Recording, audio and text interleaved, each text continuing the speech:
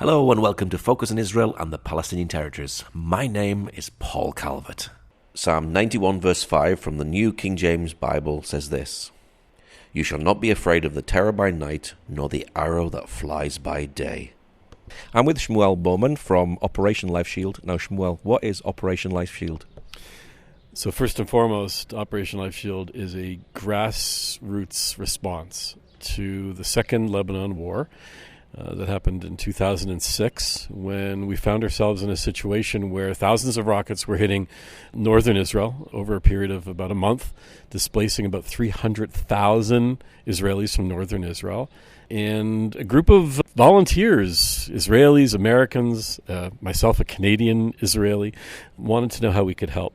And so we approached the IDF, or as it was called, the Home Front Command, and we asked them, what can we do? And they said, well, we clearly see that the way people are taking shelter is going to change drastically. We cannot have a situation anymore where people literally move into an underground bunker for a month.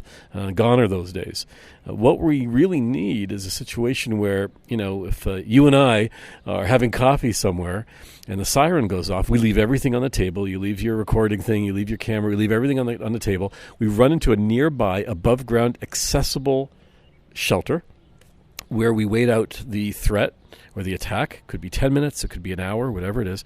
And then when the danger passes, we return to our lives. Basically, what we try to do is live as normal a life as possible in an abnormal situation. And we stepped up to the plate and we said, we want in, we want to do this, and we want to take this on. And since 2006, this has been our mission, to save lives, protect lives by providing accessible above-ground shelters. So it was really born out of a need then, wasn't it? Totally. It was a response. There comes a time when you see something, right? The Bible talks about, the prophet saying, Hineni, here I am. And you have to say, here I am. And I'm not waiting for anybody else to do this. This is what I've been called to do. And that means that I'm faced with a situation where I can respond. We just felt that the government of Israel doesn't need to be responsible for everything. I know that sounds in our day and age kind of crazy that everything should be the government's responsibility, no matter what government you're under.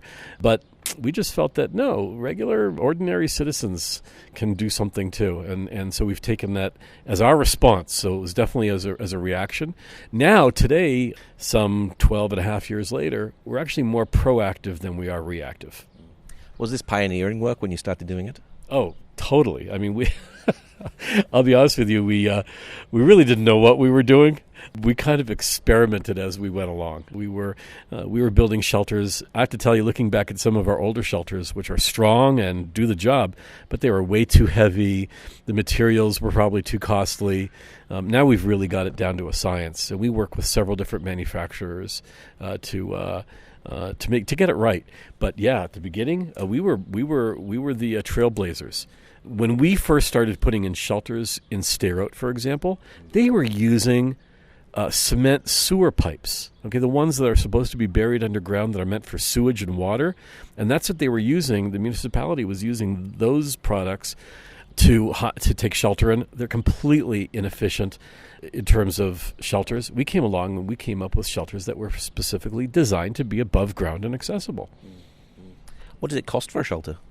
Prices range anywhere from a bell shelter, which is exactly as the name describes, looks like a bell, and they're small, and they go for about $18,000 US, and all the way up. I mean, we're using different size shelters. We've got cuboid. I learned what a cuboid is. That's a three-dimensional rectangle. Cuboid-shaped shelters that go for about $22,000 to $23,000. Some of them are made out of steel-reinforced concrete. Some of them are made out of special steel material developed by experts in the field. We are involved with also materials from 3M, special over glass materials as well, and we're using other new sophisticated materials, which I actually cannot discuss their composites because it's classified information, but this is new lightweight materials that we're able to literally build a bomb shelter from the inside out, from inside a kindergarten, from inside a sports center, and build it from the inside out. So we're doing all sorts of stuff, and prices range. The good news is that anybody who's interested in participating and in helping and being involved, it's not an all or nothing situation, because all we do are bomb shelters and those kind of projects. So that means 100% of all donations wind up going exactly to that and that alone, which means that we can partner people together. We can bring together any amount of money, any amount of a gift can be partnered in order for us to get a shelter up and running. These are quite expensive for a family who maybe wants to take shelter in one, isn't it? A family couldn't really afford to buy one privately by themselves. Right, so we absolutely never, ever provide a shelter for a private family. Never. That is their responsibility or something they need to be worked out with the government. We provide shelters for public spaces only, whether it's to bus stops, parks, swimming pools, synagogues, mosques, churches, kindergartens, medical clinics, anything which is a public area. That's our turf. When it comes to private, if somebody calls me, and they're more than welcome to, I'll simply refer them to a manufacturer, and they'll make their own arrangements. Where do you place these shelters today in Israel? Listen, our number one priority is the Gaza Belt area. This is an area, the government of Israel is responsible for providing public shelters up to 7 kilometers or 5 miles from the Gaza border. But the fact of the matter is that the rockets' range is much, much greater than that, which means everything from 7.1 kilometers and on to about 40-kilometer range is an area that we're concerned about. That area has a population of approximately 1 million Israelis. It goes all the way to Beersheba in the east and all the way up to Ashdod and, in fact, even further to the north, and Kiryat Gat as well to the northeast. So it's a wide range, and that's the area that we're most concerned about. We're also putting shelters in northern Israel. There's a serious concern regarding Hezbollah, which has approximately 150,000 rockets aimed at Israel. Yeah, and it's a real serious problem to the point where people are thinking twice about whether or not they're going to go to the community center. I mean, you and I, and your listeners may think about, hey, I think I'll go over to the community center and go do an art course or go to the pool, go play some tennis or play some cards or whatever. Guess what? You're going to think twice about it if there's no shelter nearby. So we're interested in making sure that spaces like that have shelters so that I don't know what Hezbollah is going to do. I don't know what Syria is going to do. So that's what I call about being kind of preparation and being proactive. We're going to get the shelters there before we're under attack. Are they portable? Can you move them to different locations? So we call them transportable. It's not the sort of thing you'd hitch onto the back of your car like a Winnebago trailer, but they're all of them are designed to be moved. They can be moved from one location to the other, and quite easily and rather inexpensively, as per the recommendation of the Army or other needs. Let's say, for example, we have this all the time, you have a shelter in a residential area. And this happened a couple of years ago in the city of Netivot in the Gaza Belt area. And they said, hey, our top priority is the main street, the main business district of Netivot. That's where we need those shelters. And so they literally put them up on trucks and move them a few kilometers over. And that's the beauty of these things. They can be moved to exactly where they're needed. Is it sometimes not necessarily the rocket that kills, but the shrapnel that comes from it that kills? It's usually the shrapnel that kills. If you get hit by a rocket directly, it's kind of like winning the lottery, except bad. I mean, the odds are really quite slim that there'll be a direct hit. However, shrapnel is an indiscriminate explosion, and it's spraying in every direction. What the enemy is doing, which is totally against every international law, the Geneva Convention, and every law that's connected to humanity, is that they're packing these rockets with shrapnel that includes ball bearings, screws, nails, and there have been occasions when some of this material is even laced with rat poisoning. There's this new material I saw recently. It's horrific, and it landed actually near a kindergarten. It's a piece of twisted metal. And what it does is as it explodes, it actually spins so that when it actually hits the person, not only does it impact the person, but continues to cut and slice through the person when it gets to them. These things are aimed at kindergartens, and this is what's going on. And when people get killed or lose limbs, it's really because of shrapnel spray. Now we know Gaza is a very poverty-stricken area. Where did they get these rockets from? Yeah, so first what they're doing is they're taking the incredible amount of money that actually has come in their direction, and instead of using it for building medical clinics, clean water, education, or residential facilities, they're doing two things with it. They're building tunnels so that they can launch terror attacks, and they're manufacturing or purchasing rockets. A lot of these rockets we see are coming from Iran, and they're coming through tunnels that are popping up on the Egyptian side. The Egyptian government of late has been flooding those tunnels so that they can't access them, but they're also coming in by boat. They're getting them, and they're also manufacturing rockets. But that's where they're spending their funds on things like this. To make a rocket these days, they've got the technology to do it, so they know what they're doing. And together with purchased materials, they're able to produce quite a lot of rockets. So this is very, very, very unfortunate. And yeah, for a poverty-stricken area, an area of 2 million Palestinians who are held in a terror dictatorship where there hasn't been free elections in over a decade, is absolutely inhumane. Yeah. What is the distance of a rocket? We see them coming from Gaza. Can they reach places like Jerusalem as well? Yeah, the larger range rockets, which are called the Fajar 5s, can reach Jerusalem, they can reach Tel Aviv, north of Tel Aviv, and there's no problem whatsoever in those rockets. We've had rockets being launched from Gaza into Jerusalem area, and people say, wow, that's pretty crazy. I mean, aren't there Arab Muslims in Jerusalem that could be targeted and could be affected? And the answer is yes. And what can I tell you? The terrorists in Gaza don't seem to care about their own family. So it's really, again, we're dealing with a human rights issue, and we're dealing with a humanity issue, and we're dealing with people who have zero respect for those for those values, and all we're doing is saving lives. And by the way, when we save lives, we're talking about protecting lives of Jews, Christians, and Muslims. Rockets don't know the difference if they're going to hit a Bedouin village beside Beersheba or a Jewish kibbutz near Ashkelon. It doesn't know the difference. We're concerned about saving and protecting all lives. Everybody's created in the image of God. How important are these shelters to the community, and how many have you provided so far? So its importance to the community often makes the difference as to whether or not a parent takes their child to kindergarten or school that day. Now, that has tremendous socioeconomic factors, because if you're a double-income family, and now you're making a decision that because there isn't a shelter at that kindergarten, so now one of the parents is now going to stay home, which means they're not earning an income for that day or week or whatever it is, which means at the end of the month they're not paying the grocery bill or electrical bill, which creates this downward economic spiral. Now, that's not a matter of life and death, but it does have a serious impact, a socioeconomic impact on the community, which is otherwise resolved if a shelter had been there. Other issues, for example, of hey, should we actually, go shopping to buy groceries? Should we go to this event? Are there shelters or are there not shelters? It is a matter of life and death. And so that is going to impact, you can have the most beautiful community you want in southern Israel, flowers and parks and gardens and swimming pools.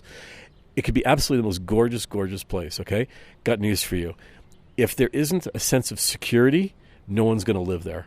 Okay, so shelters play a major role in actually whether or not people are going to be living in their communities. And again, I want to emphasize, whether it's Jews or Muslims, or if it's Christian pilgrims coming to Israel, or whether it's foreign workers from Thailand, we don't care. People's lives are what matters. As far as how many, at this point in time, we have successfully placed or constructed over 400 shelters in Israel. Wow. And do you get to visit the cities like Sderot to see your shelters in action? So I travel a lot, both outside of Israel and within Israel. I'm in Sderot. I'm in all the municipalities and regional areas in the Gaza Belt area on a weekly basis. I also have a telephone conversation, meeting, and update with at least one of the security chiefs of the cities or municipalities in the region on a daily basis. Now, you've also had a letter from the Prime Minister. Tell us a bit about that. So actually, this is our second letter from the Prime Minister, and as I looked at it actually yesterday, I think we're actually due for another letter.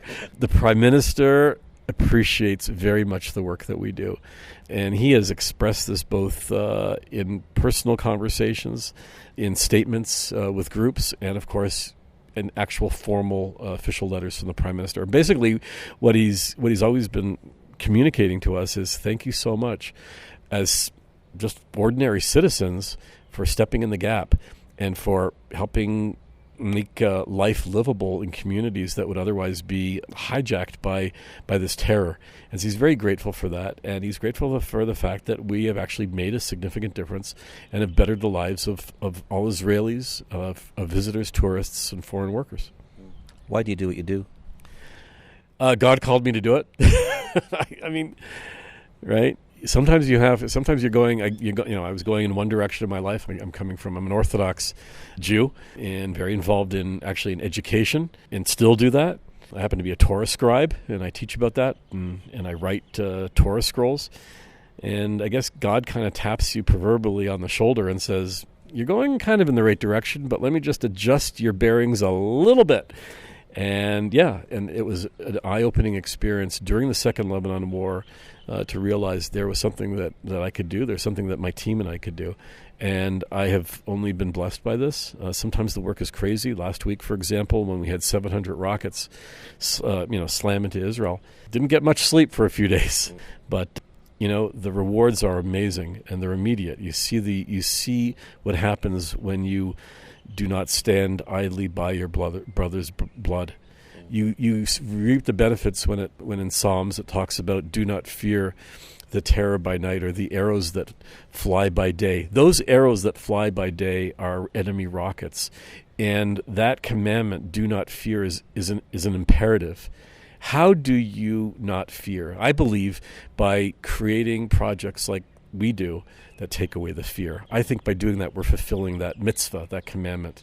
So it's just a total blessing to be doing this work, and who doesn't want to be blessed? What's your prayer for the future of the organization? That we're able to close up real soon.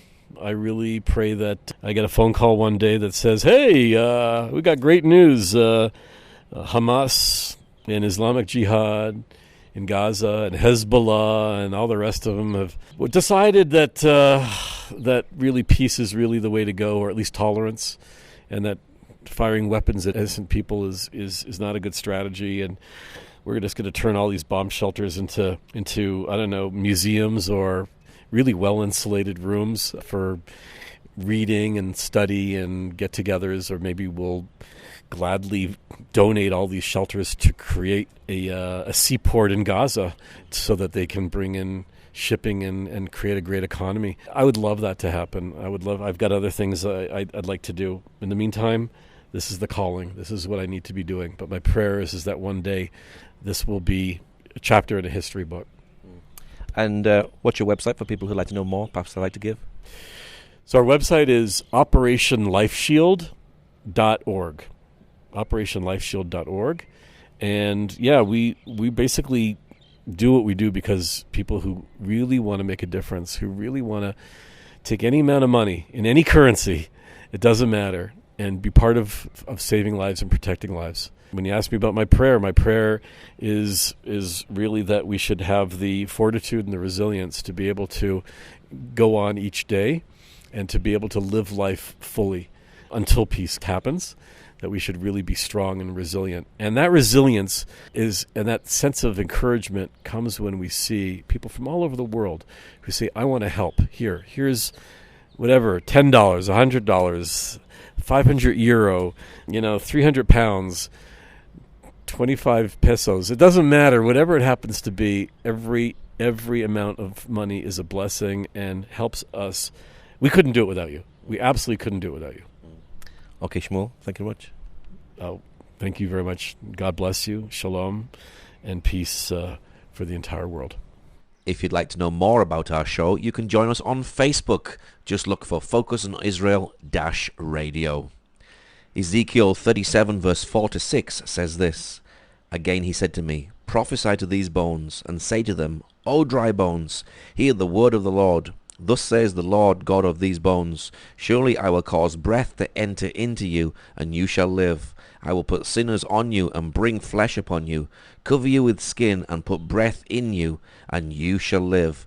Then you shall know that I am the Lord, and the Jews will receive the real shalom peace.